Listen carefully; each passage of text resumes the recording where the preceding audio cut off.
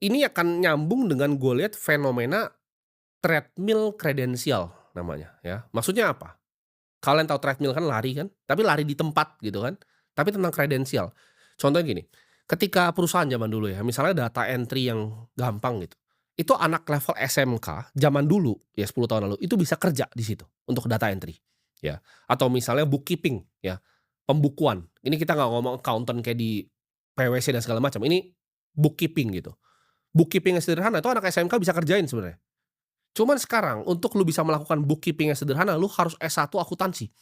Nah, ke depannya ini akan jadi treadmill ternaik, yang tadinya SMK, sekarang minimal S1. Nah, yang tadinya minimal S1, ya itu akan nanti diminta master, diminta S2. Contoh, misalnya data visualisasi, ini bisanya S1 ya zaman dulu. Ke depan ini akan lu harus ambil S2 dulu, ya lu student loan untuk ambil S2, untuk bisa ngambil pekerjaan ini. Itu treadmill kredensial dan itu bahaya. Itu belum terjadi di negara ini, tapi gue percaya negara ini selalu telat 5 sampai 10 tahun dari negara-negara lain. Itu udah terjadi di Cina, udah terjadi di Amerika, udah terjadi di India. Tinggal tunggu terjadi di mana? Indonesia.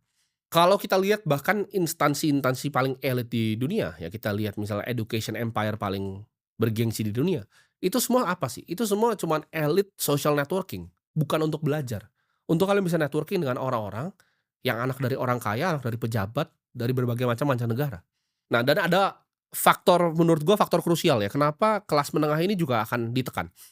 Karena gini, backbone dari kelas menengah itu bukan cuman sekedar kaum pekerja, tapi kaum pengusaha kecil ya. Zaman dulu kalau kalian lihat yang bikin-bikin toko ya kan, kita lihat di ITC di mana pun orang-orang punya toko ini banyak yang bisa akhirnya jadi kelas menengah. Mereka orang tuanya berdagang, rajin dagang selama 30 tahun, punya customer base yang loyal, mereka misalnya jualan toko elektronik, bisa sekolahin anaknya di tempat yang oke, mereka bisa punya rumah sederhana, mereka bisa punya mobil.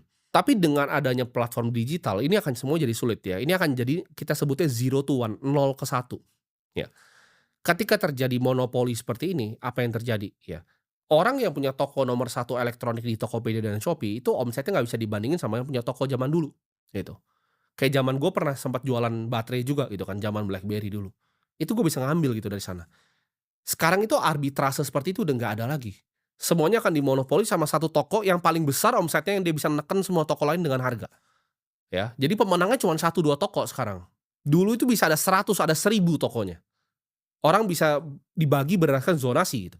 Kayak contoh ya, misalnya kita ngomongin, toko kelontong gitu kan, toko kelontong bisa ada banyak tempat. Sekarang misalnya ada pemain besar gitu, kayak Mister DIY gitu, masuk dia kan, punya funding dari luar negeri, punya funding dari bursa juga, dia punya capital yang besar, dia jual semua barang, dia impor gede-gede bulk dari Cina, dijual murah. Akibatnya apa? Kompetisinya